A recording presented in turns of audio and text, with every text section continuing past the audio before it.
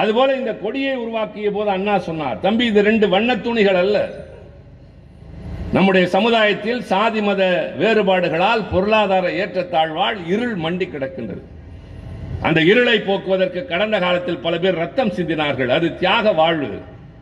அந்த வழிதான் நம்முடைய வழி என்பதற்கு அடையாளமாக கொடியின் பாதி சிவப்பு, நீயும் நானும் சேர்ந்து பாடுபட்டு போக்க வேண்டிய இருள் மிச்சம் இருக்கிறது என்பதனுடைய அடையாளம் தான் மீதி பாதி கருப்பு. ஆனால் அதிமுக கட்சியின் கொடியிலே அண்ணாவினுடைய படம் இருக்கிறது. நன்றாக கவனித்து பாருங்கள். ஒரு படம் இருக்கிறது என்பது அல்ல, அதில் அண்ணா விரல் நீட்டி கொண்டிருப்பார். சாலைகளை நடந்து போகிற தமிழர்களே, என் தம்பிமார்களே, தங்கைமார்களே, நான் வெயிலிலே காய்ந்து மழையிலே நனைந்து படமாக இருக்கிறேன். கொடி இதுவல்ல நான் உருவாக்கிய கொடி, பக்கத்தில் பறக்க கொடி, அதுதான் நான் உருவாக்கிய கொடி. அண்ணல் அம்பேத்கரும் பண்டித நேருவும் சொன்ன பதில், எந்த ஏழை தருகிற வரி பணத்தை கொண்டு இந்த நாட்டின் அரசாங்கம் நடக்கிறதோ அந்த ஏழையின் வீட்டு வாசலில் ஓட்டு வாங்குவதற்காகவாவது நீங்களும் நானும் நின்றாக வேண்டும். எனவே 21 வயது என்றார்கள். அது இப்போது 18 வயது. 1971 தேர்தலில் இந்திரா காந்தி அம்மையார் போட்டியிட்ட ரேபரேலி தொகுதியின் தேர்தல் செல்லாது என்று அறிவிக்கிறது. உடனே அந்த அம்மையார் அமைச்சரவையை கூட்டி அவசர நிலையை பிரகடனம் செய்கிறார். அவசர நிலை என்றால் என்ன? மக்களுடைய அடிப்படை உரிமைகள் ரத்து செய்யப்படுகிறது. அடிப்படை உரிமைகளில் எதெல்லாம் அடங்கும்? மேடையில் போட்டு கூட்டம் பேச முடியாது. விரும்பியதை எழுதி பத்திரிகையிலே எனக்கு எழுத்து சுதந்திரம் இருக்கிறது என்று வெளியிட முடியாது. ஒன்றை கவனித்துக் கொள்ளுங்கள். என்னை கைது செய்து 1 வருட காலம் நிசா சிறையிலே நான் மாணவனாக இருக்கிற போது அடைத்து வைத்தார்கள். என் பிள்ளையை கைது செய்து விட்டார்கள் என்று என்னுடைய அம்மா பக்கத்து வீட்டில் போய் சொல்ல முடியாது. நம்முடைய தமிழகத்தின் முதலமைச்சர் 1 வருட காலம் சிறையில் இருந்தார். குறிப்பாகத்தான் அதை கலைஞர் வெளியே சொன்னார். பத்திரிகைகளிலே இவர்கள் எல்லாம் கைது செய்யப்பட்டார்கள் என்று கூட போட முடியாது. எழுத்து சுதந்திரம் இல்லை, பேச்சு சுதந்திரம் இல்லை. ஒருவரை காணவில்லை என்று சொன்னால், எங்கே சென்றார் என்று தெரியவில்லை என்று சொன்னால், போலீசார் வந்து பிடித்துக் கொண்டு போனார்கள். எந்த இடத்திற்கு போனார்கள் தெரியவில்லை என்றால் நேரடியாக நீதிமன்றம் போகலாம். நமக்கு ஒரு உரிமை இருக்கிறது, ஹேபியஸ் கார்பஸ் என்று அதனுடைய பெயர், ஆழ்கொணர்வு சட்டம். கலைஞர் அவர்களுடைய 102வது பிறந்த நாளை முன்னிட்டு பம்மல் வடக்கு பகுதி திராவிட முன்னேற்ற கழகத்தின் சார்பில் திருநீர்மலையிலே நடைபெறுகின்ற எழுச்சிமிக்க இந்த பொதுக்கூட்ட நிகழ்ச்சியின் தலைவர், பகுதி கழகத்தினுடைய செயலாளர்,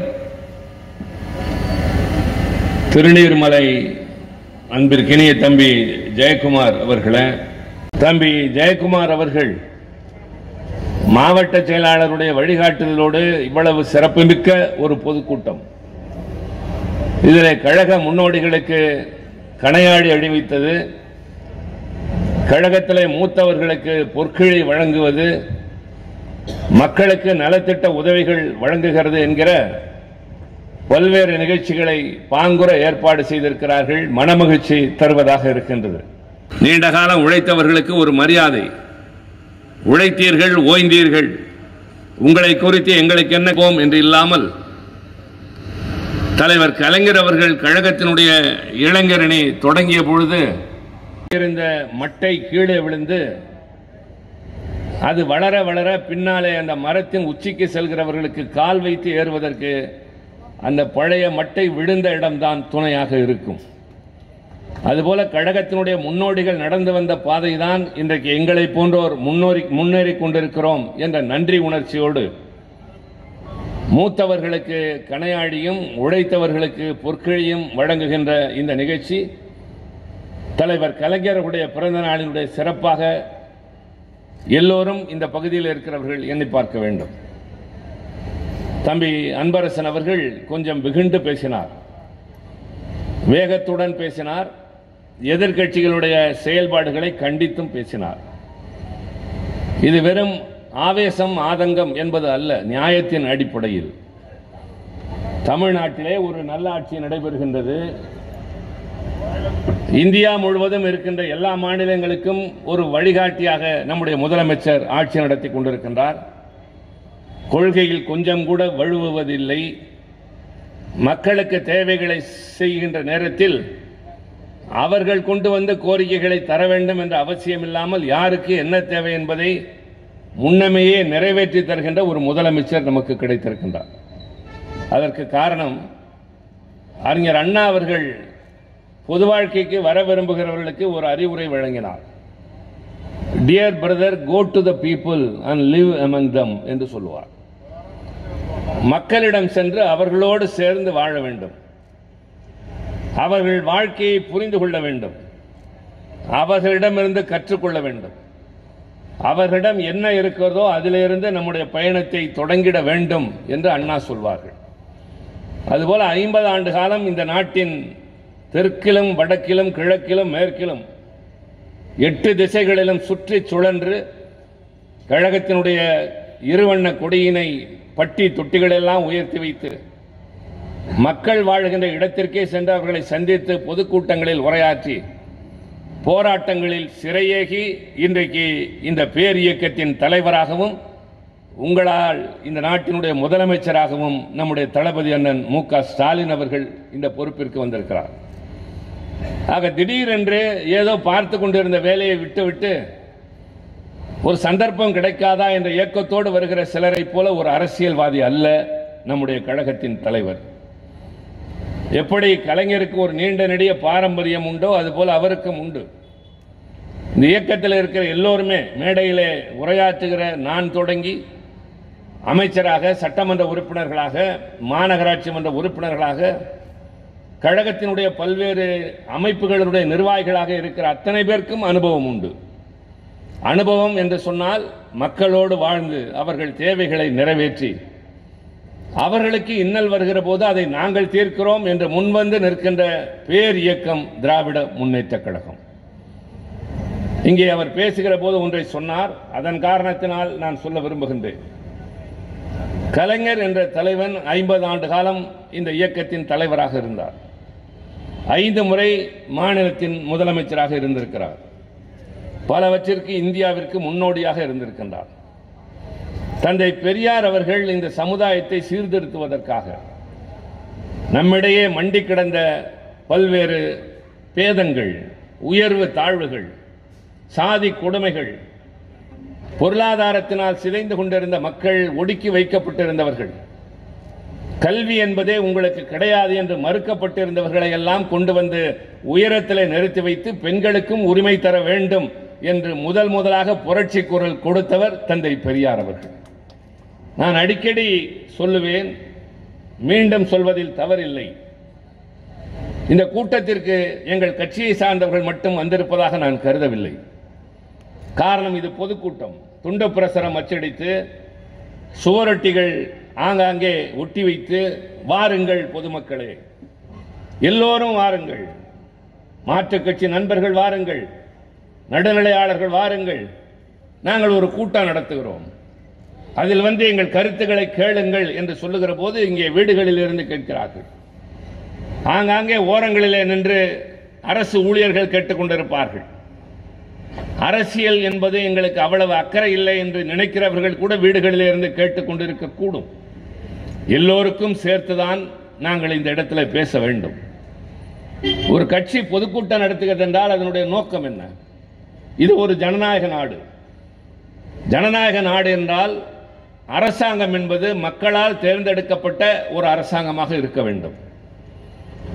அது மக்களுக்குள்ளேயே தேர்ந்தெடுக்கப்படுகின்ற ஒரு அரசு என்று சொல்கிற போதுதான் அது குடியாட்சி என்று மாறுகிறது. நாம் விடுதலை பெற்றோம், அந்நியனின் ஆதிக்கத்திலிருந்து அரசியல் சட்டத்தை இயற்றி நமக்காக அதை ஏற்றுக்கொண்டு குடியரசாக திகழ்கிறோம். நீங்கள் தருகிற வரிப்பணத்தை ஒட்டுமொத்தமாக வைத்திருக்கிற அரசாங்கத்தை நிர்வகிக்கிற பொறுப்பும் கடமையும் ஏதோ ஒரு அரசியல் கட்சிக்கு தான் வந்து சேர்கிறது. ஏதோ ஒரு கட்சியோ அல்லது ஒரு கட்சியினுடைய தலைமையில் இருக்கிற கூட்டணியோ ஆட்சி பொறுப்புக்கு வந்தால்தான் அரசாங்கம் என்ற அந்த நிர்வாக இயந்திரம் நடக்கும். சரி, அந்த அரசாங்கத்தின் அந்த பொறுப்பிற்கு தானாக வந்து ஒருவர் உட்கார்ந்து விட முடியுமா? விரும்புகிறவர்கள் எல்லாம், ஆசைப்பட்டவர்கள் எல்லாம் அடைய முடியுமா என்றால் இல்லை. அதை தீர்மானிப்பது மக்களாகிய நீங்கள் தான். நீங்கள் அதை தீர்மானிக்க வேண்டும் என்றால் எந்த வகையில்? அரசியல் உங்களுக்கு தெரிந்தாக வேண்டும். அதே போல கட்சிகளினுடைய செயல்பாடுகள், ஒரு கட்சியினுடைய செயல் திட்டங்கள், அதில் பணியாற்றுகிறவர்கள் எப்படிப்பட்டவர்கள், இதெல்லாம் உங்களுக்கு தெரிந்தால்தான் தேர்தல் நேரத்தில் நீங்கள் சரியான தீர்ப்பளிக்க முடியும். இதை நான் சொல்ல வேண்டியது அவசியமாகிறது. இந்த நாடு விடுதலை பெற்ற போது தயவு செய்து புரிந்து கொள்ளுங்கள், தெரிந்து கொள்ளுங்கள். 2 செய்திகள். ஒன்று, இந்த நாட்டினுடைய ஆட்சி மொழி ஆங்கிலமாக இருந்தது, இந்தியாக இல்லை. அது ஒரு தனி செய்தி. 2வது செய்தி, அதனால் வரை தேர்தல் நடைபெறுகிற போது 1920 முதலாக இந்திய நாட்டில் தேர்தல் நடைபெற்றது. மான்டேக் செம்ஸ்போர்ட் என்ற பிரிட்டிஷ் அரசாங்கத்தினுடைய பிரதிநிதிகளுடைய பரிந்துரையின் அடிப்படையில் விடுதலை கேட்டு போராடி கொண்டிருந்த இவர்களை கொஞ்சம் அடக்கி வைப்பதற்காக அங்கங்கே தேர்தலை நடத்தி நீங்கள் மக்களுக்கு தேவையானதை செய்து கொள்ளுங்கள், ஒட்டுமொத்த நிர்வாகத்தை அங்கே பிரிட்டன் ஏற்கும் என்று சொல்லி 1920 தான் முதலில் தேர்தல் நடைபெற்றது. அந்த தேர்தலில் தான் இங்கே நீதி கட்சி ஆட்சி பொறுப்பேற்று எண்ணி பார்க்க முடியாத சாதனைகளை 17 ஆண்டுகளில் செய்த பெருமை நீதி கட்சிக்கு உண்டு. அந்த வகையில் நான் முதலிலே சொல்லிவிடுகிறேன், பெரியார், அண்ணா, கலைஞர் இந்த 3 தலைவர்கள் மட்டும் பிறந்திருக்காவிட்டால் நீங்களும் நானும் யாராக இருந்திருப்போம்? இந்த கேள்வி நான் கேட்பது இந்த கூட்டத்திற்கு கட்சிக்கு அப்பாற்பட்டு வந்திருக்கிறார்களே அவர்களுடைய சிந்தனைக்கு நான் வைக்க விரும்புகிறேன். இவர்கள் 3 பேரும் வெறும் மனிதர்களாக பிறந்து மறையவில்லை, தலைவர்களாக உயர்ந்தார்கள். சரி, தலைவர்களாக உயர்ந்து என்ன செய்தார்கள் என்று கேட்கிற போதுதான் ஒருவேளை இவர்கள் இல்லாமல் போயிருந்தால் என்ன ஆகியிருக்கும் நான் உணர்கிறேன். இவர்கள் பிறந்திருக்காவிட்டால் என் பெயருக்கு பின்னால் MA BL என்ற பெயர் இருந்திருக்காது, என் ஜாதி பெயர் தான் இருந்திருக்கும். நான் நாடாளுமன்ற கட்டடத்தை படத்தில் தான் பார்த்திருப்பேனே தவிர அங்கே மக்களவையிலும் மாநிலங்களவையிலும் உறுப்பினராக இருந்து சட்டங்கள் இயற்றுவதற்கு எங்களுடைய பங்களிப்பை செலுத்துகின்ற ஒரு இடத்திற்கு நான் சென்றிருக்க முடியாது. என் முன்னோர்கள் என்ன வாழ்க்கை வாழ்ந்தார்கள்? வயல்காட்டில் உழவு வேலை பார்த்துக் கொண்டிருந்தார்கள், ஆடு மாடுகள் மேய்த்துக் கொண்டிருந்தார்கள். இது எனக்கு மட்டுமில்லை, இங்க இருக்கிற பலருக்கும் பொருந்தும். அன்பரசன் கடற்கரைக்கு காற்று வாங்க போயிருக்கலாமே தவிர சட்டமன்றத்திற்குள்ளே நுழைந்த அமைச்சர் என்ற அந்தஸ்தோடு உட்கார்ந்திருக்க முடியுமா என்றால் இந்த தலைவர்கள் இல்லை என்றால் கிடையாது. ஈகாவும் ராஜாவும் சட்டமன்ற உறுப்பினர்கள், காமராஜ் துணை மேயர், வசந்தகுமாரி மேயர், நம்முடைய தம்பி ஜெயக்குமார் ஒரு கட்சி பொறுப்பில் இருக்கிறார், ஒரு பெரிய பொறுப்பில் இருக்கிறார். சமுதாயத்தில் மரியாதை என்றால் இது எங்களுக்கு மட்டுமில்லை. இன்றைக்கு உங்கள் வீட்டு பிள்ளைகள் டாக்டர்களாக, இன்ஜினியர்களாக வெளிநாட்டிலே வேலை பார்க்கிறார்கள் என்றால் இந்த தலைவர்களால் நடந்தது. நான் திசை மாறி செல்ல விரும்பவில்லை. நான் சொல்ல வேண்டிய செய்திக்கு வருவதற்கு முன்னால் நினைவூட்டுகின்றேன். நாளை காலை உங்களுக்கு தெரிந்த மருத்துவர் ஒருவர், உடல்நிலை காரணமாக அல்ல, உங்களுக்கு தெரிந்த மருத்துவர் யாரிடமாவது அணுகி கேளுங்கள், மருத்துவர் ஆக வேண்டும் என்றால் என்ன அடிப்படை தகுதி என்று. 12வது வரை படித்திருக்க வேண்டும், அடுத்து நீட் தேர்வை எழுத வேண்டும், அதிலே தேர்ச்சி பெற வேண்டும். இது எல்லோருக்கும் தெரிந்தது. இதுதான் அடிப்படை தகுதி. ஆனால் ஒரு காலகட்டத்தில் இந்த நாட்டில் PUC என்று ஒன்று இருந்தது. நேரடியாகவே அதிலிருந்து அவர்கள் மருத்துவக் கல்லூரியில் சேர்ந்தார்கள். ஆனால் ஒரு காலத்தில் இன்றைக்கு இருக்கிற பெரிய MRCS, FC, MD, MS இவர்களுக்கு யாருக்குமே தெரியாது. இந்த நாட்டில், தமிழ்நாட்டில் ஒருவர் டாக்டராக வேண்டும் என்றால் கல்வி தகுதி என்பதோடு சமஸ்கிருதமும் தெரிந்திருக்க வேண்டும். சமஸ்கிருதத்துக்கும் மருத்துவ படிப்பிற்கும் என்ன சம்பந்தம் என்றால் சமஸ்கிருதம் தெரிந்தவர்கள் மட்டுமே டாக்டர் ஆக வேண்டும். அது தெரியாதவர்கள் கம்பவுண்டர்களாக இருக்கலாம், நோயாளிகளாக இருக்கலாம். ஏன் மற்றவர்களுக்கு தெரியக்கூடாது என்றால் அந்த மொழியை படிப்பதற்கே மற்றவர்களுக்கு தகுதி இல்லை என்று இருந்த காலத்தில் ஒரு சட்ட திருத்தத்தில், ஒரு திருத்தத்தில் பல மாற்றம் வரும். சமஸ்கிருதம் தேவை என்ற வார்த்தையை நீதி கட்சியின் ஆட்சி அடித்த காரணத்தால் தான் என் மகள் மருத்துவர், உங்கள் வீட்டு பிள்ளைகள் மருத்துவர்கள், இன்றைக்கு பல பேர் மருத்துவர்கள். இது ஒரு சின்ன உதாரணம். ஆக இப்போது நான் சொல்ல வருவது 1920 தேர்தல் நடைபெற்றது என்றேனே, அந்த காலகட்டங்களில் தேர்தலில் வாக்களிக்கிற உரிமை எல்லோருக்கும் கிடையாது. வருமான வரி, சொத்து வரி செலுத்துகிற பணக்காரர்களுக்கு மட்டுமே தான் வாக்குரிமை, ராஜ பிரதிநிதிகளுக்கு மட்டுமே தான் வாக்குரிமை என்று இருந்து அரசியல் சட்டம் இயற்றப்படுகின்ற நேரத்தில் தேர்தல் பற்றிய விவாதம் நடைபெற்ற போது 3 ஆண்டுகள் விவாதம் நடைபெற்ற ஒரே அரசியல் சட்டம் இந்திய நாட்டின் அரசியல் சட்டம் தான். உலகத்தின் வேறு எந்த அரசியல் சட்டமும் அவ்வளவு விரிவாக விவாதிக்கப்பட்டது இல்லை. இந்த பரந்த நாட்டிற்கு தேவையான அளவிற்கு பல்வேறு பிரச்சனைகளை அலசி ஆராய்ந்து இயற்றி நாம் ஏற்றுக்கொண்ட அரசியல் சட்டம் 75 ஆண்டுகளை கடந்தும் உயிரோட்டத்தோடு இருக்கிறது. உலகின் எந்த அரசியல் சட்டமும் இத்தனை காலம் நீட்டித்ததில்லை. அந்த விவாதத்தின் போது ஒரு கருத்தை முன்வைக்கிறார்கள். தேர்தலிலே ஏன் குறிப்பிட்ட சிலருக்கு மட்டும் வாக்களிக்கிற உரிமை? இந்த நாட்டிலே வயதான 21 வயதான எல்லோருக்கும் வாக்குரிமை தர வேண்டும் என்ற கருத்தை பண்டிதர் ஜவஹர்லால் நேரு அவர்களும் அண்ணல் அம்பேத்கர் அவர்களும் முன்வைக்கிறார்கள். அப்போது அந்த மன்றத்தில் இருந்த அரசியல் சட்ட நிர்ணய சபை உறுப்பினர்களில் சில பேர் எதிர்க்கிறார்கள். என்ன சொல்லி எதிர்த்தார்கள்? நீங்கள் தவறு செய்கிறீர்கள். படிப்பறிவில்லாத பாமரனிடம் நாடாளுகிறவரை தேர்ந்தெடுக்கிற பொறுப்பை உரிமையை தந்தால் அவர்கள் உணர்ச்சி வசப்பட்டு முடிவெடுப்பார்கள், பலவீனங்களுக்கு ஆட்படுவார்கள். பல நேரங்களில் தவறான ஆட்சிகள் வந்தால் நாடு சிதைந்து போகும். எனவே உங்கள் முடிவை கருத்தை பரிசீலனை செய்யுங்கள் என்ற போது அண்ணல் அம்பேத்கரும் பண்டித நேருவும் சொன்ன பதில், எந்த ஏழை தருகிற வரி பணத்தை கொண்டு இந்த நாட்டின் அரசாங்கம் நடக்கிறதோ அந்த ஏழையின் வீட்டு வாசலில் ஓட்டு வாங்குவதற்காகவாவது நீங்களும் நானும் நின்றாக வேண்டும். எனவே 21 வயது என்றார்கள். அது இப்போது 18 வயது. அதனால்தான் திருநீர்மலையிலே பொதுக்கூட்டம். அதனால்தான் நான் வந்து பேசுகிறேன்.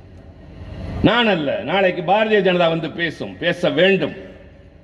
அதிமுக வரும், பேச வேண்டும். எந்த கட்சியாக இருந்தாலும் கடைசியாக இந்த மக்களிடம் வந்து நின்று விளக்கம் சொல்லி மன்றாடி வாக்களியுங்கள் என்று கேட்டால்தான் ஆட்சிக்கு வர முடியும். ஆக என்ன புரிகிறது என்றால், உங்கள் மனதிலே கருத்து தெளிவை ஏற்படுத்த வேண்டும். உங்களுடைய மனதிலே எல்லா கட்சிகளையும் எல்லா தலைவர்களையும் பார்க்கிற போது இதில் யார் சிறந்தவர்கள் என்று நீங்கள் ஒரு தெளிவான முடிவுக்கு வருவீர்களானால் தேர்தல் நேரத்தில் எளிதாக குழப்பம் இல்லாமல் போய் வாக்களிக்க முடியும் என்பதால் தான் பிரச்சார கூட்டமே தவிர உங்களை வீட்டில் இருந்து கொண்டு வந்து இங்கே உட்கார வைப்பது, நாங்கள் வந்து பேசுவது, இதெல்லாம் வேலையற்ற வேலை அல்ல, அவசியமான வேலை. தப்பித்தவரை தவறானவர்களின் ஆட்சி அந்த இடத்திற்கு வந்து விடுமே ஆனால் அதனால ஏற்படக்கூடிய பாதகங்களை சரி செய்யவே பல ஆண்டுகள் ஆகும்.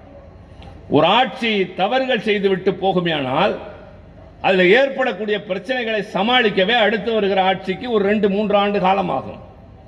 ஆனால் நல்ல சாலை அமைப்பதை போல ஒரு நல்ல ஆட்சி நடக்கிறது என்றால் அதுவே தொடர்ந்து நடந்திட வேண்டும் என்று முடிவு தர வேண்டிய பொறுப்பு மக்களுக்கு இருக்கிறது. அதனால்தான் நான் சொன்னேன், பெரியார், அண்ணா, கலைஞர் என்று சொன்ன போது அன்பரசன் ஆவேசப்பட்டது எனக்கு நினைவுக்கு வருகிறது. என்ன சொன்னார்? முருகன் மாநாடு என்று ஒரு அமைப்பு நடத்துகிறது. முருகன் என்பவர் தமிழ் கடவுள், யாருக்கும் கருத்து வேறுபாடு இல்லை. அதை நம்பி பக்தர்கள் போகிறார்கள். பாரதிய ஜனதாவோட கூட்டணியில் இருக்கிற அதிமுகவும் போய் கலந்து கொள்கிறது. போகிற வழியிலேயே சுவரொட்டி. இப்பொழுது நான் வருகிற போது வழியெங்கிலும் சுவரொட்டி இந்த கூட்டத்தை பற்றி. அதுபோல அவர்கள் ஒட்டி வைத்திருக்கிறார்கள், திராவிடத்தை அழிப்பதற்கு வேலோடு வா முருகா. யாராவது நல்ல உணர்ச்சி உள்ளவர்களாக இருந்தால் அதை பார்த்துவிட்டு அந்த இடத்திற்கு போவார்களா? போனதற்கு பின்னால் அண்ணாவையும் பெரியாரையும் விமர்சித்து காணொளி காட்சி காட்டப்படுகிறது, உட்கார்ந்து கொண்டிருக்கிறார்கள். பின்னர் விமர்சனங்கள் எழுந்ததற்கு பின்னால் எங்களுக்கும் அதற்கும் சம்பந்தம் இல்லை என்றால் என்ன பச்சிளம் குழந்தைகளா? எவ்வளவு பெரிய கொடுமை! உங்கள் கட்சிக்கு அண்ணாவின் பெயரை வைத்திருக்கிறீர்களே, உங்கள் கொடியிலே அண்ணாவின் படத்தை வைத்திருக்கிறீர்களே, அண்ணா என்ற தலைவன் யார்? அவர் மட்டும் பிறந்திருக்காவிட்டால் பெரியாருடைய கொள்கைகள் நடைமுறைக்கு வந்திருக்காது. இன்றைக்கு தமிழ்நாடு இன்றைக்கு உயர்ந்து நிற்கிறது. இந்திய அளவில் அந்த நிலையும் வந்திருக்காது. நல்ல தமிழ் மேடைகளிலே புழங்குகிறது. எங்களை எதிர்ப்பவர்கள் கூட நல்ல தமிழில் தான் பேசுகிறார்கள். ஒரு காலத்தில் மணிப்புறவாள தமிழ் என்று சொல்லுகின்ற நடைமுறை தமிழில் பேசினார்கள். வெறும் சமஸ்கிருத சொற்களாக இருக்கும். வேட்பாளர் என்பவரை அபேட்சகர் என்றார்கள், உறுப்பினர் என்பவரை அங்கத்தினர் என்றார்கள், கூட்ட தலைவரே என்பவரை அக்கராசனர் என்றார்கள், சட்டசபை என்பதை பல்வேறு வகையில் சொன்னார்கள், இந்த மாநிலத்தை ராஜ்யம் என்று சொன்னார்கள், ஜில்லா கலெக்டர் என்று சொன்னார்கள். இதையெல்லாம் மாற்றி நல்ல தமிழிலே மாற்றினோம். சத்தியமேவ ஜெயவதே என்று சென்னை கோட்டை வாசலில் இருந்ததை நுழைந்தவுடனேயே வாய்மையே வெல்லும் என்று மாற்றியது அறிஞர் அண்ணா. வாய்மை என்ற சொல் உங்களுக்கு தெரியும். ஆனால் அதிலேயும் தேர்தல் முடிந்ததற்கு பின்னால் வெற்றி பெற்ற அண்ணாவிடம் எப்படி வெற்றி பெற்றீர்கள் என்ற போது வாய்மை என்று பதில் சொன்னார். புரியவில்லையே என்றார்கள். வாயால் பேசினோம், மையால் எழுதினோம், நாங்கள் வெற்றி பெற்றோம் என்று சொன்னார். நல்ல தமிழ் நடமாடத் தொடங்கியது. இலக்கியங்களுக்கு ஒரு புத்துணர்ச்சி வந்தது. பல்வேறு படையெடுப்புகள் இந்த நாட்டில் நடந்த போது அதையெல்லாம் தடுத்த பேர் இயக்கம். இந்த வரலாறு எல்லாம் ஒரு புறம் இருக்கட்டும். நான் ஒன்று சாதாரணமாக கேட்கிறேன். கொடியில் படம், கட்சியில் பெயர் வைத்திருக்கிறீர்களே, அந்த கட்சியை நடத்துகிற அல்லது அதில் இருப்பவர்களை பார்த்து கேட்க விரும்புவது. இன்றைக்கு எங்களுடைய கொடி எல்லா இடங்களிலும் பறக்கிறது.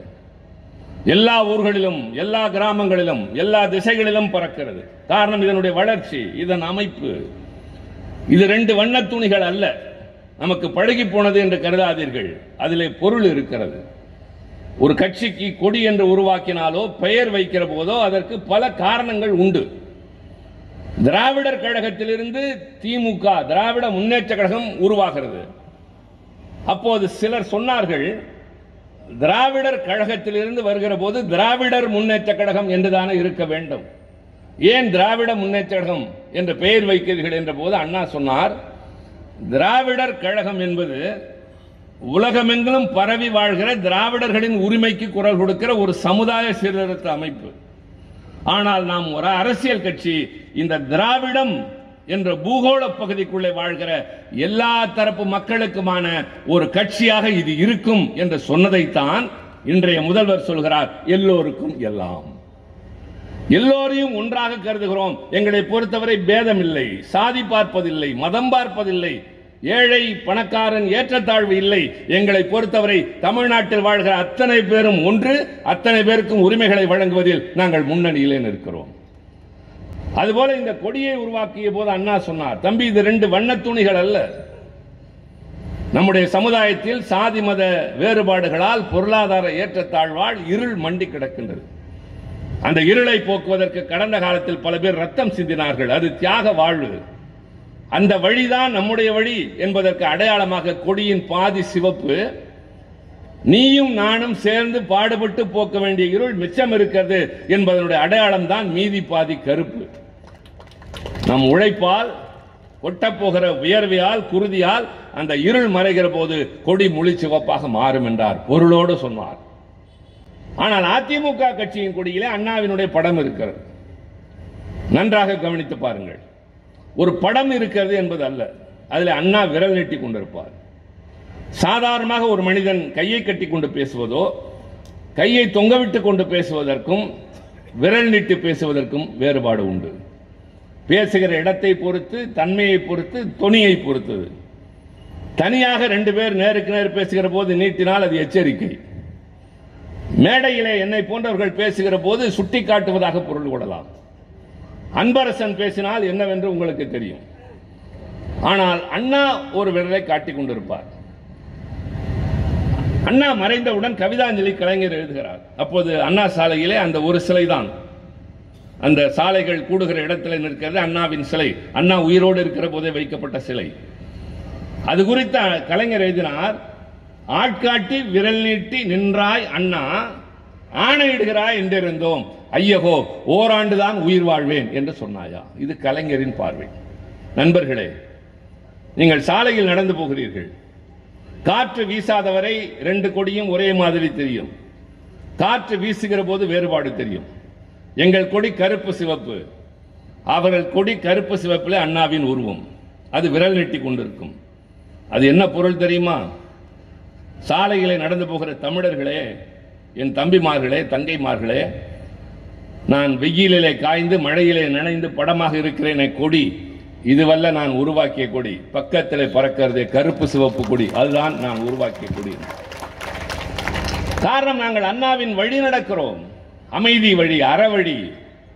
ஏழையின் சிரிப்பில் இறைவனை காண்பது, ஒன்றே குலம் ஒருவனே தேவன் என்பது, பிறப்புக்கும் எல்லா உயிர்க்கும் யாதும் ஊரே யாவரும் கேளீர். ஆக இப்படிப்பட்ட தத்துவங்கள் அண்ணா உருவாக்கி தந்ததை நாங்களும் பின்பற்றுகிறோம். அவர்கள் கேட்கிறார்கள் எங்களை பார்த்து, ஏன் நீங்கள் பாரதிய ஜனதாவோடு கூட்டு சேரவில்லையா? அதிமுகவினர் கேட்கிறார்கள். நம்முடைய தோழர்கள் பதில் சொல்ல வேண்டும். அந்த குற்றச்சாட்டு அல்லது அவர்கள் எங்கள் மீது வைக்கிறார்கள். ஒன்று மறைப்பதற்கில்லை, இது நடந்தது தானே. சரி, கூட்டணி சேர்ந்தால் குணம் எப்படி இருக்கும், அதுதான் ரொம்ப முக்கியம். இப்போது நீங்கள் போய் கைகட்டி உட்கார்ந்து திராவிடத்தை வீழ்த்துவதற்கு முருகனை வேலெடுத்து வருகின்ற அளவிற்கு அவர்களுக்கு துணிச்சல், அதை பார்த்து கொண்டு நீங்கள் கைகட்டி உட்கார்ந்திருக்கிற அளவிற்கு உங்களுக்கு கடுமையான கட்டுப்பாடுகள் என்று சொன்னால் வேதனையை தவிர வேறு என்ன இருக்க முடியும்? ஆனால் எங்களை பொறுத்தவரை தயவு செய்து நீங்கள் நன்றாக உணர்ந்து கொள்ள வேண்டும் என்ற அடிப்படையில் சொல்கிறேன். எங்களுடைய கட்சியின் கொள்கை என்பது இந்த நாட்டு மக்களுக்கு உழைப்பது உங்களுக்கு தெரியும். அதே போல நாங்கள் 2 கட்சியோடும் கூட்டணி சேர்ந்தோம். ஒரு காலத்தில் காங்கிரஸோடு சேர்ந்தோம்.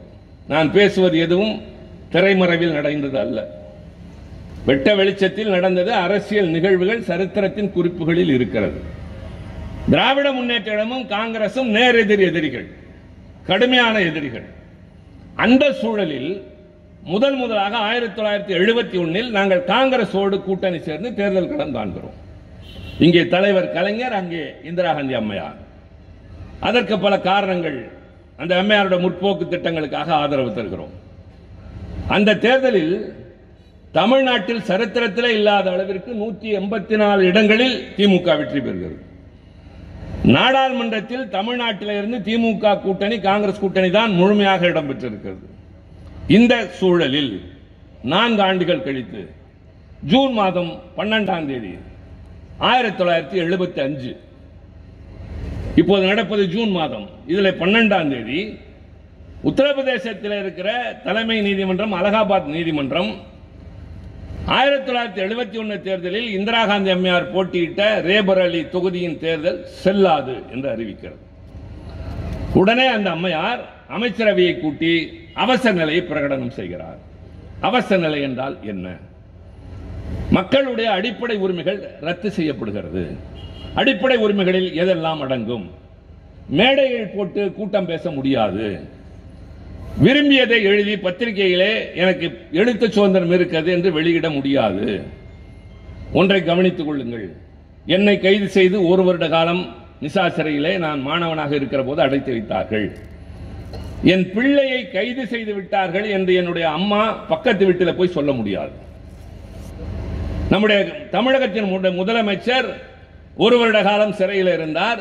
குறிப்பாகத்தான் அதை கலைஞர் வெளியே சொன்னார். பத்திரிகைகளிலே இவர்கள் எல்லாம் கைது செய்யப்பட்டார்கள் என்று கூட போட முடியாது. எழுத்து சுதந்திரம் இல்லை, பேச்சு சுதந்திரம் இல்லை. ஒருவரை காணவில்லை என்று சொன்னால், எங்கே சென்றார் என்று தெரியவில்லை என்று சொன்னால், போலீசார் வந்து பிடித்துக் கொண்டு போனார்கள்.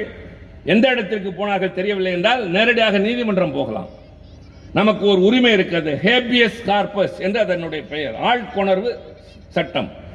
இவரை காணவில்லை, போலீசார் பிடித்துக் கொண்டு போனார்கள், கொண்டு வந்து நிறுத்துங்கள் என்றால் உடனே நீதிமன்றம் உத்தரவிடும், காவல்துறை குறிப்பிட்ட காலத்திற்குள் கொண்டு வந்து நிறுத்த வேண்டும். ஆனால் அவசர காலத்தில் நோ ஹேபியஸ் கார்பஸ், நீதிமன்றத்திற்கு போய் நியாயம் கேட்க முடியாது. இப்படி பிறப்பித்து வடக்கே பல பேரை கைது செய்கின்ற நேரத்தில் 1975 ஜூன் 25 அவசர நிலை. 1900 இன்னைக்கு என்ன 29 30 28ஆம் தேதி நம்முடைய தலைவருடைய தலைமையில் திமுக செயற்குழு கூடுகிறது. அதில் தீர்மானங்கள் நிறைவேற்றப்படுகின்றன. சென்னை கடற்கரையிலே சீரணி அரங்கத்தில் ஒரு விளக்க பொதுக்கூட்டம், செயற்குழு பொது தீர்மான விளக்க கூட்டம்.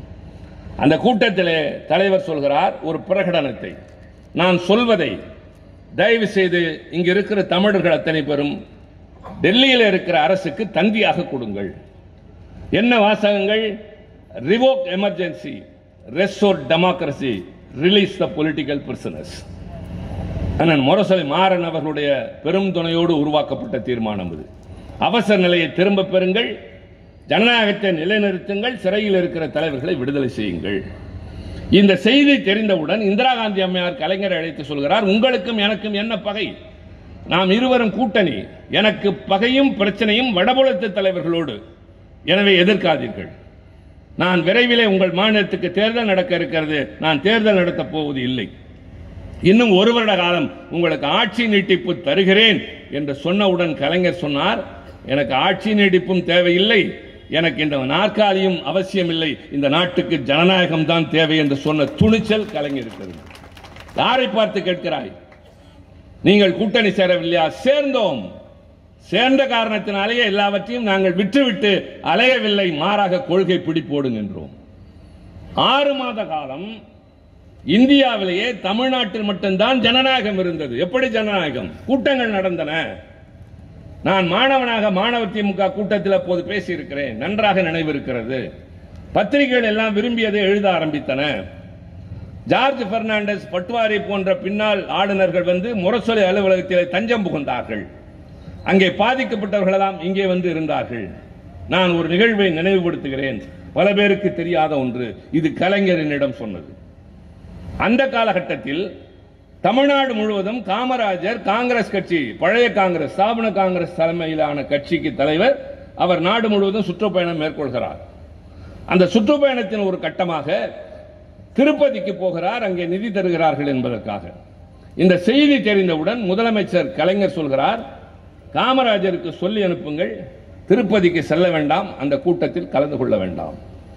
அவர் பதில் சொல்லி அனுப்புகிறார், நான் திமுக காரன் அல்ல, காங்கிரஸ் தலைவன், என்னை போகக்கூடாது என்று சொல்ல இவர் யார், நான் போவேன் என்று பதில் வருகிறது.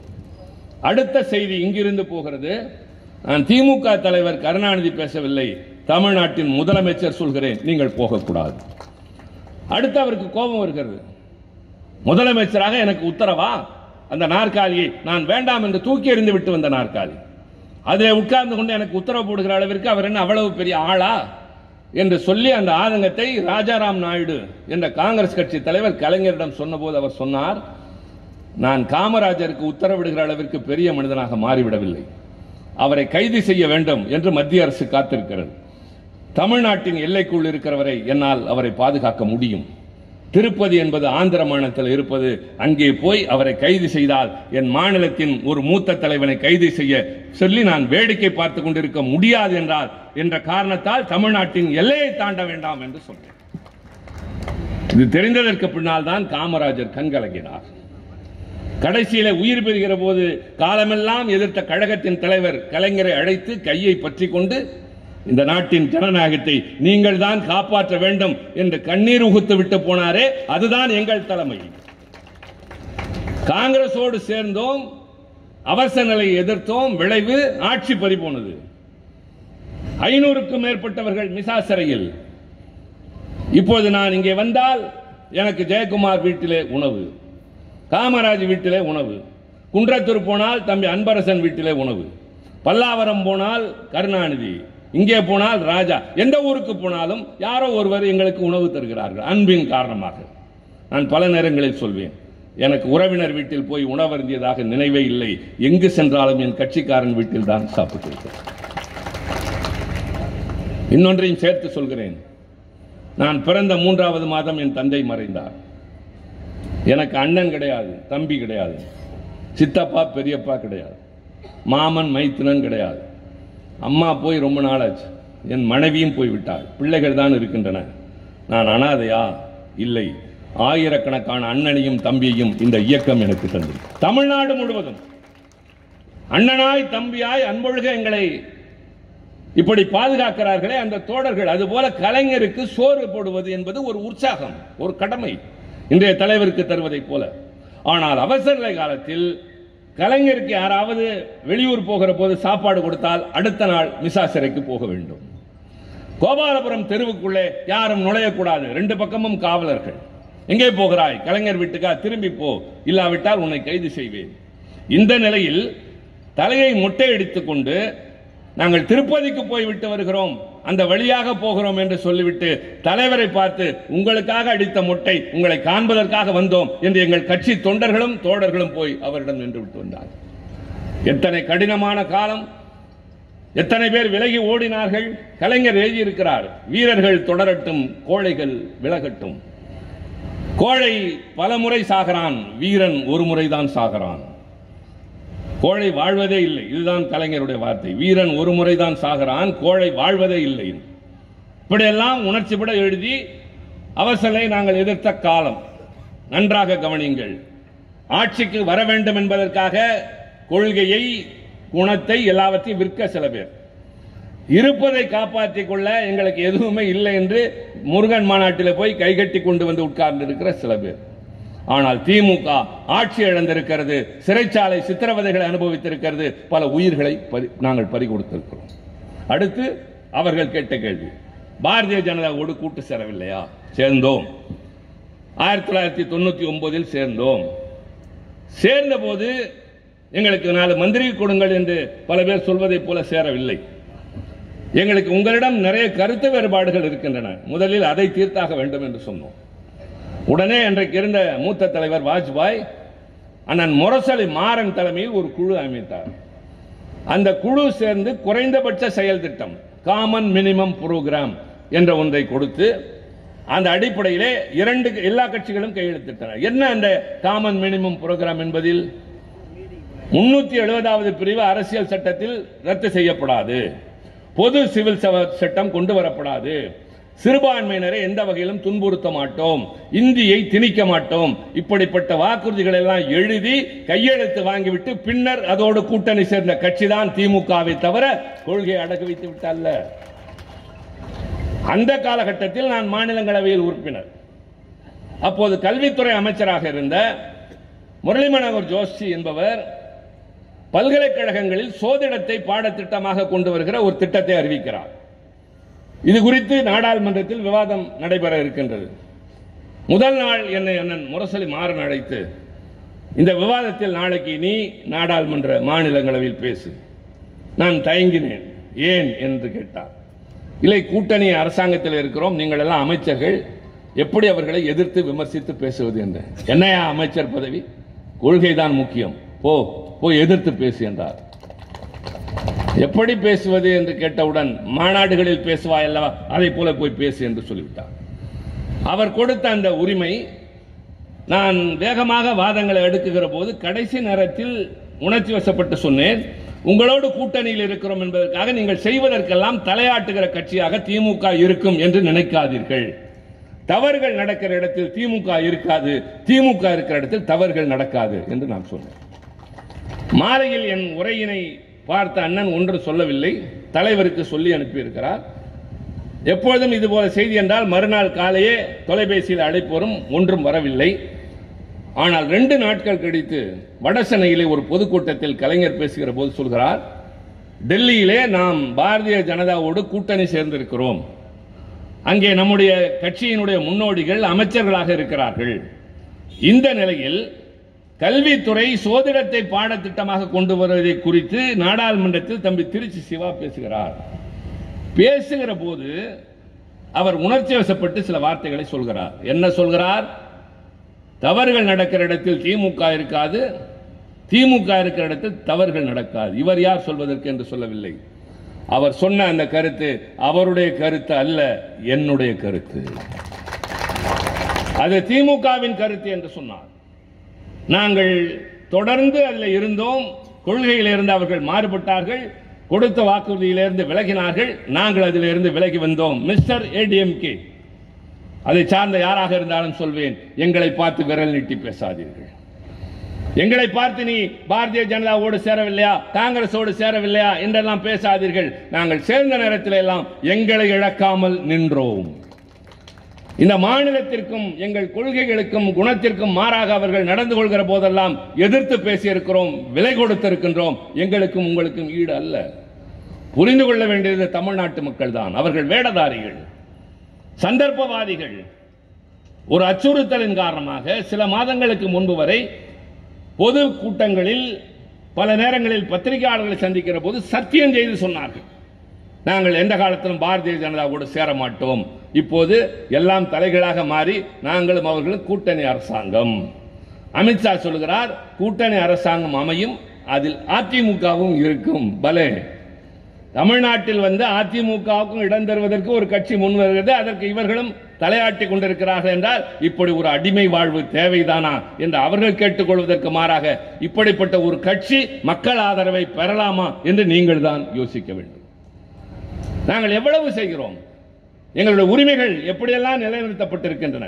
ஒரு காலத்தில், இப்பொழுதும் கூட அரசு விடுமுறை தினங்களில் முக்கியமான தினங்கள் 2, ஒன்று சுதந்திர தினம், இன்னொன்று குடியரசு தினம். ஒன்று விடுதலை பெற்ற நாள், இன்னொன்று மக்களாட்சி மலர்ந்த நாள். இந்த 2 தினங்களிலும் டெல்லியில் என்ன நடக்கும் என்றால், குடியரசு தினத்தின் போது குடியரசுத் தலைவரில் மாளிகையில் அவர் கொடியேற்றுவார். சுதந்திர தினத்தின் போது செங்கோட்டையில் பிரதமர் கொடியேற்றுவார். ஆனால் மாநிலங்களில் 2 நாட்களின் போதும் ஆளுநர் மட்டுமே கொடியேற்றிக் கொண்டிருந்தார். இதுதான் தொடர்ந்து நடந்து வந்தது.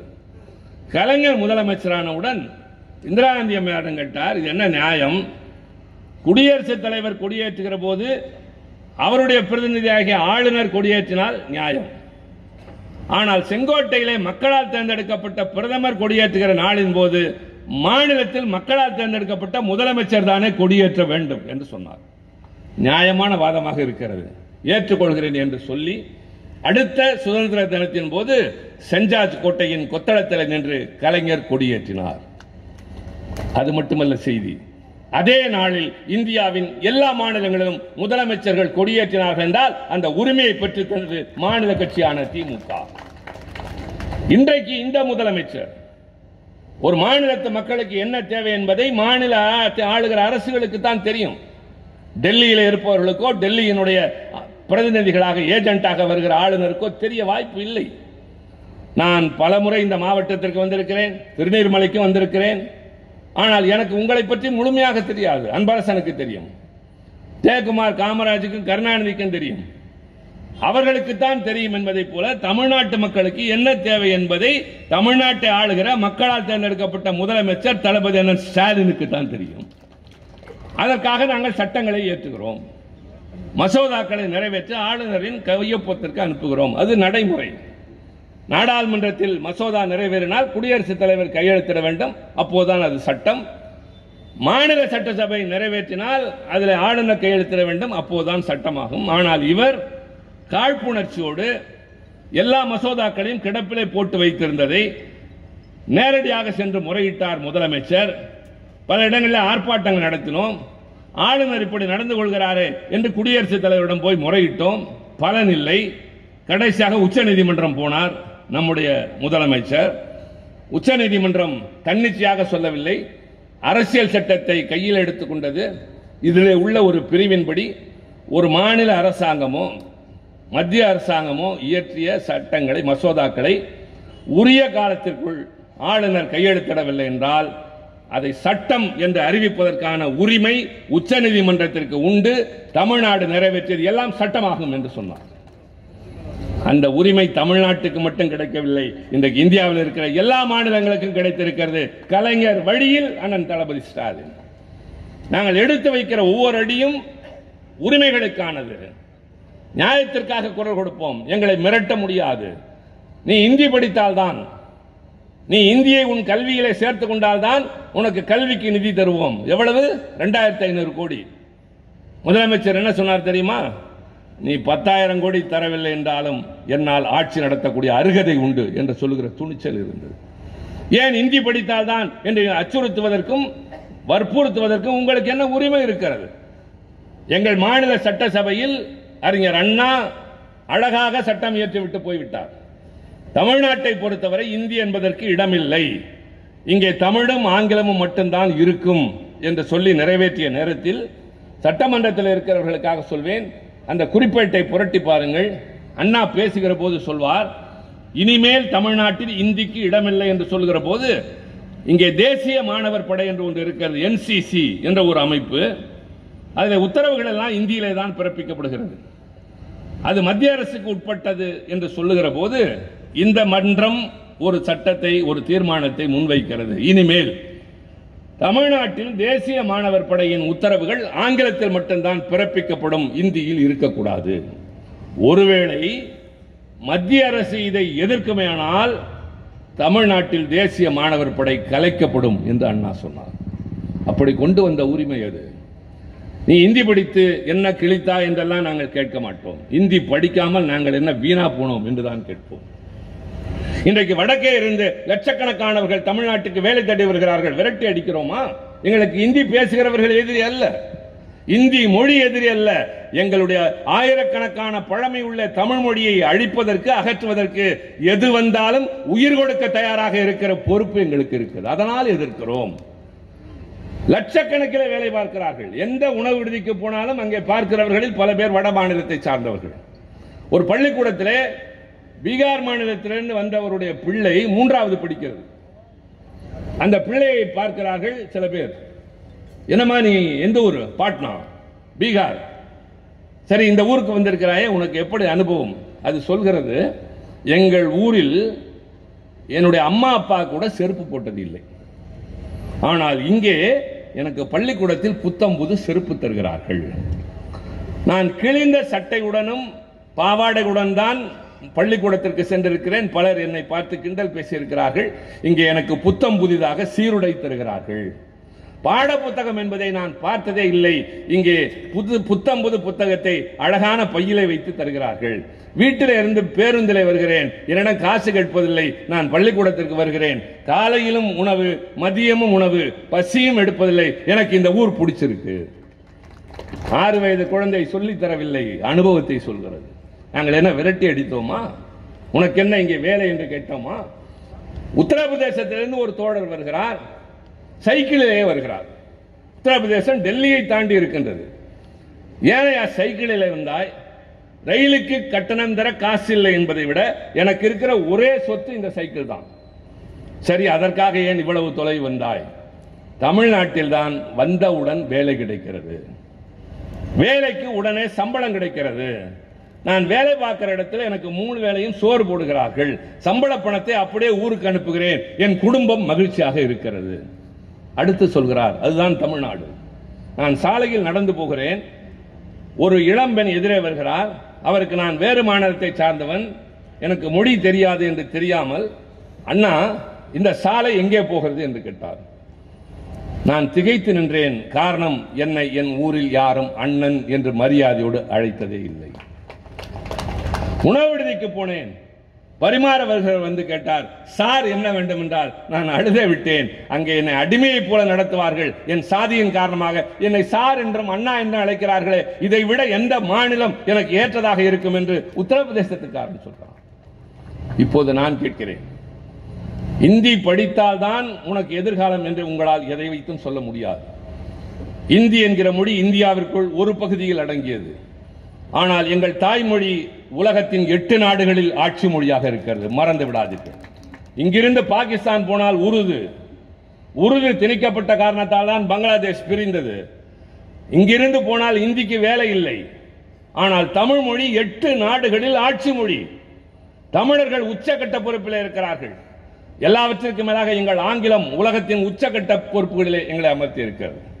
ஒரு செய்தி, அவசியமான செய்தி, உங்களுக்கு தெரிந்திருக்க வாய்ப்பில்லை. காரணம், பத்திரிகைகள் அதை பகிராது, தொலைக்காட்சிகள் அதை பெரிதுபடுத்தாது. நம்முடைய இந்திய நாட்டினுடைய விண்வெளி கலம் 1 சந்திராயன் 3 என்பது வெற்றிகரமாக நிலவின் தென்பகுதியிலே இறங்கியது. ஒரு சரித்திர சாதனை. உலகில் முதலாக அந்த வெற்றியை கண்டதும் அதுதான். அது குறித்து பாராட்டுவதற்காக நாடாளுமன்றத்தில் ஒரு நேரத்தை ஒதுக்குகிறார்கள். எல்லா கட்சிகளும் பேசுகிறார்கள், நானும் பேசுகிறேன், கழகத்தின் சார்பில் பேசுகிறேன். அவை நிரம்பி வழிகிறது. ஆளுங்கட்சி பெருமிதத்துடன் உட்கார்ந்திருக்கிறது. உள்துறை அமைச்சர் அமித்ஷா உட்பட அனைவரும் இருக்கின்றார்கள். நான் பேசுகிற போது சொன்னேன், சந்திராயன் 3 என்பதை பற்றி பாராட்டுவதை விட நான் சில பின்னூட்டங்களை சொல்ல வேண்டியது அவசியமாகிறது. உலகத்திலேயே முதலாக நிலவில் போய் இறங்கிய விண்கலம் என்பது அமெரிக்காவின் அப்போலோ என்ற விண்கலம். அதிலிருந்து ஆம்ஸ்ட்ராங் என்பவன் இறங்கினான் 1969. அதற்கு பின்னால் ரஷ்யா, சீனா, ஜெர்மனி, பல நாடுகள் அங்கே விண்கலங்கள் அனுப்பியது. ஆனால் முதலாக நிலவிலே தண்ணீர் இருக்கிறது என்று கண்டுபிடித்து விட்டு வந்த விண்கலத்தின் பெயர் சந்திராயன் 1. அதன் இயக்குனர் பெயர் மயில்சாமி அண்ணாதுரை. சந்திராயன் 2 தோல்வி அடைந்தது. அது ஏன் தோல்வி அடைந்தது என்பதை ஆராய ஒரு குழு, சரியாக காரணத்தை கண்டுபிடித்த அந்த குழுவின் தலைவர் நாராயணன் தான் இப்போது இந்திய விண்வெளி ஆராய்ச்சி நிறுவனத்தின் தலைவர். சந்திராயன் 3 இப்போது நாம் வெற்றியை கொண்டாடுகிறோமே, அது என்ன? தென் துருவத்தில் இறங்குகிறது. முக்கியமான செய்தி, தயவு செய்து எதிர்காலத்தில் இந்த உலகத்தில் நாம் வாழ்வதற்கு வழி இருக்குமா என்பது கேள்விக்குறி. நான் அச்சப்படுத்தவில்லை, அபாய அறிவிப்பாக சொல்கிறேன். உலகில் இருக்கிற தண்ணீரில், மொத்த தண்ணீரில் நாம் பயன்படுத்தக்கூடிய தண்ணீரின் அளவு 3%. அதை பாழ்படுத்திக் கொண்டிருக்கிறோம், வீணடித்துக் கொண்டிருக்கிறோம், மாசுபடுத்திக் கொண்டிருக்கிறோம். ஆக மனிதன் இருப்பான், நம் பிள்ளைகள் இருக்கும் 3 தலைமுறைகள் கடந்து. நீங்கள் வசதி தேடி வைத்திருப்பீர்கள், கல்வி தந்திருப்பீர்கள், வீடு கட்டியிருப்பீர்கள், குடிக்க தண்ணீர் இருக்குமா தெரியாது, சுவாசிக்க நல்ல காற்று இருக்குமா தெரியாது, கடல் மட்டம் எங்கே வரும் தெரியாது. இதெல்லாம் அபாய அறிவிப்புகள் என்கிற போது வேறு கிரகத்தில் குடியேறுகிற ஆராய்ச்சியில் மனிதன் இறங்குகிறான். அப்படி இறங்குகிற போது வேறு கிரகம் செவ்வாய் போன்றதற்கு செல்வதற்கு தேவையானது நிலவின் தென்பகுதியில் இருக்கிறது என்று கண்டுபிடித்து முதலில் போய் இறங்கிய விண்கலம் சந்திராயன் 3. அதற்குத்தான் பாராட்டு. அதனுடைய இயக்குநர்கள் விழுப்புரத்தில் பிறந்த வீரமுத்துவேல், திருச்சியிலே பிறந்த சங்கரன். சூரியனை ஆய்வு செய்ய நான் இளைஞர்களின் கவனத்திற்கு சொல்கிறேன். மாற்றாரிடம் பேசுகிற போது இந்தி படித்தால் என்ன தவறு, இந்தி படிக்காமல் எங்களை பாழாக்கி விட்டாயே என்று சொல்பவர்களுக்கு பதில் சொல்லுங்கள். சூரியனை ஆய்வு செய்ய ஒரு விண்கலம் போகிறது, செய்திகளை வெற்றிகரமாக அனுப்புகிறது. அதன் பெயர் ஆதித்யா 1. அதன் இயக்குனர் பெயர் செங்கோட்டையை சேர்ந்த இஸ்லாமிய பெண்மணி சுல்தானா. அக்கினி 1 ஏவுகணை 1000 கிலோமீட்டர் சென்று தாக்குவது அதன் பிதாமகன் டாக்டர் அப்துல் கலாம். இப்போது அக்கினி 5. அதை கொண்டுதான் நான் பாகிஸ்தானை அடக்கினேன், ஒடுக்கினேன் என்று இந்தியா மார்தட்டுகிறதே. அந்த அக்கினி 5 5000 கிலோமீட்டர் செல்லும். அந்த அக்கினி 5 இயக்குனரின் பெயர் சங்கரி. இது அத்தனையும் சொல்லிவிட்டு நான் சொன்னேன், மயில்சாமி அண்ணாதுரை, நாராயணன், சங்கர, வீரமுத்துவேல், சங்கரன், சங்கரி, சுல்தானா, இவ்வளவு பேரும் தமிழர்கள். அது மட்டுமல்ல, அரசு பள்ளியில் படித்தவர்கள், தமிழ் வழி கல்வி படித்தவர்கள். அடுத்து அத்தோடு நிற்கவில்லை, மிஸ்டர் ஹோம் மினிஸ்டர் கவனத்தை ஈர்த்தேன். ஒருவேளை அவர் கவனிக்கிறாரோ இல்லையோ, இருந்தாலும் கவனத்தை ஈர்ப்பதற்கு மிஸ்டர் ஹோம் மினிஸ்டர். இவர்கள் யாருக்கும் இந்தியும் தெரியாது, சமஸ்கிருதமும் தெரியாது. அவரும் சிரித்துக் கொண்டார். அதனுடைய பொருள் என்ன? இந்தியும் தெரியாமல் சமஸ்கிருதமும் தெரியாமல் இந்தியாவை விண்வெளியில் இன்றைக்கு உலக அளவிலே உயர்த்தி வைத்திருப்ப அத்தனை பயணம் தமிழன். அத்தனை பேரும் தமிழ் தான் படித்தார்கள், ஆங்கிலம் தான் படித்தார்கள், இந்தியும் படிக்கவில்லை, சமஸ்கிருதம் எல்லாம் என் சகோதரன். அம்மா, உக்ரைன் ரஷ்யா போர் ஏன் நடந்தது தெரியுமா? தெரியாது. இஸ்ரேல் ஏன் காசாவின் மீது தாக்குதல் நடத்தியது? ஈரான் போர் ஏன் நின்றது? தெரியாது. தெரியும். தொலைபேசி எடுங்கள், கூகுளை கேளுங்கள், பதில் டக்கு டக்கு என்று வரும். ஈரான் ஈராக் போர் ஏன் நின்றது? ட்ரம்ப் என்ன சொன்னார்? இப்போது ஏன் போய் காசு கொடுக்க ஆரம்பித்திருக்கிறார்? ஈரானை மிரட்டியவர் இப்போது காசு கொடுக்க ஆரம்பித்திருக்கிறார். Go into the Google, it will give the reasons. ஏன் இஸ்ரேல் இப்படி காசாவை தாக்கியது? கூகுளுக்கு போங்கள். இப்படி கூகுள் என்ற நிறுவனம், அந்த அமைப்பு உலகின் எதை கேட்டாலும், சங்க இலக்கியம் கேட்டால் தரும், பாரதியார் பாடல் கேட்டால் தரும், அண்ணாவை பற்றி கேட்டால் எழுத்துக்களை கொட்டும், கலைஞரை பற்றி கேட்டால் சாதனைகளை சொல்லும், நம்முடைய முதல்வரை கேட்டால் சொல்லும். இந்த கூகுள் நிறுவனத்தின் தலைவன், உலகம் முழுவதும் இருக்கிற அந்த அமைப்பின் தலைவன் பெயர் தமிழ்நாட்டில் தமிழ் படித்த சுந்தர் பிச்சை. நான் கேட்கிறேன், தர்மேந்திர பிரதானியோ அவர் தலைவர் நரேந்திர மோடி அவர்களோ எங்களுக்கெல்லாம் பூச்சாண்டி காட்டாது. இந்தி படித்தால் தான் காசு தருவேன் என்று மட்டும்தானே உன்னால் சொல்ல முடியும். எங்களால் அது படிக்காமல் உலகையே ஆள முடியும் என்று நிலைநிறுத்தி இருக்கிறோம், இப்போதும் நிலைநிறுத்துகிறோம். இதற்கெல்லாம் காரணம் யார்? பள்ளி செல்கிற பிள்ளைகளுக்கு காலையில் உணவு தருகிற, சிற்றுண்டி தருகிற ஒரு தாயை போன்ற தலைவன் தமிழ்நாட்டை ஆண்டு கொண்டிருக்கிறார். பெண்களுக்கு உரிமை தொகை தருகிறார். வயதான தாய் ஒருத்தர் வீட்டில் இருக்கிறார், அவரை யாரும் மதிப்பதில்லை, அவர் ஒரு சுமை, வேண்டாத ஒரு மனுஷியாக கருதப்படுகிற இந்த ஊரில், இந்த நாட்டில் பேரப்பிள்ளைகள் பக்கத்தில் உட்கார்ந்தால், வா கதை சொல்கிறேன் என்றால், உனக்கு வேறு வேலை இல்லையா என்று செல்போனை தூக்கி கொண்டு போய்விடும். அதே அந்த குழந்தையை அழைத்து சுருக்கு பையில் இருந்து ஒரு 20 ரூபாய் கொடுத்து போய் மிட்டாய் வாங்கிக்கொள் என்ற அந்த பாட்டி சொன்னால் பாட்டியை ரொம்ப பிடிக்கும். அந்த பாட்டிக்கு ஏது காசு? எங்கள் தலைவர் தருகிற உரிமை தொகை பையில் 1000 ரூபாய் இருக்கிறது வயதான தாய்க்கு. ஏழை பெண்களுக்கு கிடைக்கிறது. வேலைக்கு போகிற ஏழை நடுத்தர பெண்கள் பேருந்திலே போகிற போது, அம்மா கட்டணம் செலுத்தாதே, கையில் இருக்கிற காசை செலவழிக்காதே, உனக்காக உன் அண்ணன் முதலமைச்சர் ஸ்டாலின் நான் தருகிறேன். அது இலவச பயணம் அல்ல. உங்களுக்கு பயணச்சீட்டில் சைபர் என்று போட்டு இருக்கும், அதற்கான கட்டணம் அங்கே குறிப்பேறி இருக்கும். அதை ஆட்சி, அரசாங்கம் போக்குவரத்து துறைக்கு செலுத்திவிடும். அது இலவசம் அல்ல. நான் நாடாளுமன்ற உறுப்பினர், இங்கிருந்து டெல்லிக்கு எந்த ஊருக்கு வேண்டுமானாலும், எந்த மாநிலத்துக்கு வேண்டுமானாலும் ரயிலில் செல்லலாம். நான் கட்டணம் செலுத்துவதில்லை, அது ஓசி பயணம் அல்ல. எனக்காக நாடாளுமன்ற விவகாரத்துறை அதற்கான கட்டணத்தை செலுத்திவிடும். ஆக எங்கள் முதலமைச்சர் பெண்களின் உயர்வுக்கு, குழந்தைகளின் கல்விக்கு, கல்வி கற்றவர்களுக்கு வேலை தருவதற்கு நான் முதல்வன் திட்டத்தின் மூலமாக இந்த ஆண்டு இதுவரை இல்லாத அளவிற்கு நூற்றுக்கணக்கானவர்கள் IAS IPS தேர்வுகளில் தேர்ந்தெடுக்கப்பட்டிருக்கின்றார்கள்.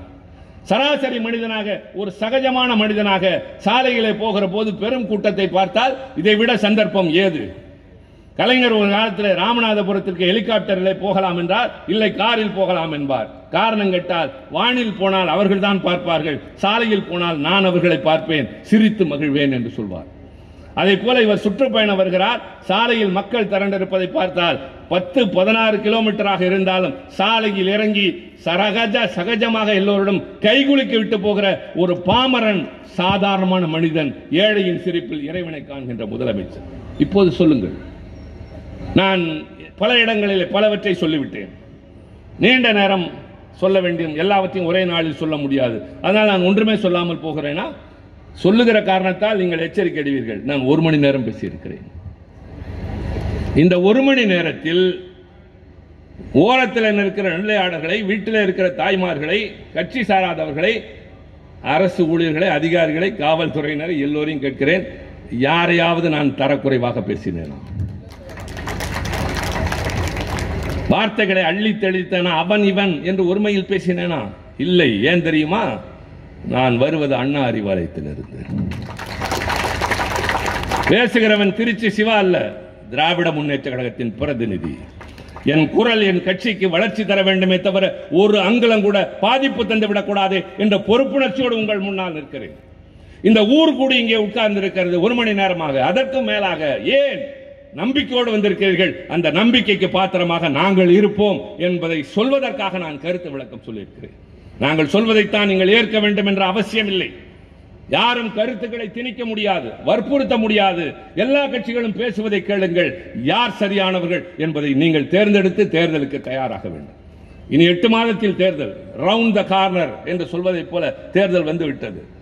புதிதாக முளைப்பார்கள், யார் யாரோ வருவார்கள். அதிகாரம் ஆலவட்டம் போடும், என்ன வேண்டுமானாலும் செய்யும். ஆனால் எங்களுக்கு உங்களுக்கு தொண்டு செய்யதான் முடியும், உங்களோடு நடமாட முடியும், உங்கள் தேவைகளை தீர்க்க முடியும். நீங்கள் வீடு திரும்பியதற்கு பின்னால், உறங்குவதற்கு முன்னால், உறக்கம் உங்கள் இமைகளை தழுவி கனவுகள் ஆக்கிரமிப்பதற்கு முன்னால் திருச்சி சிவாவை அன்பரசனும் ஜெயக்குமாரும் கருணாவும் அழைத்து வந்தார்கள்.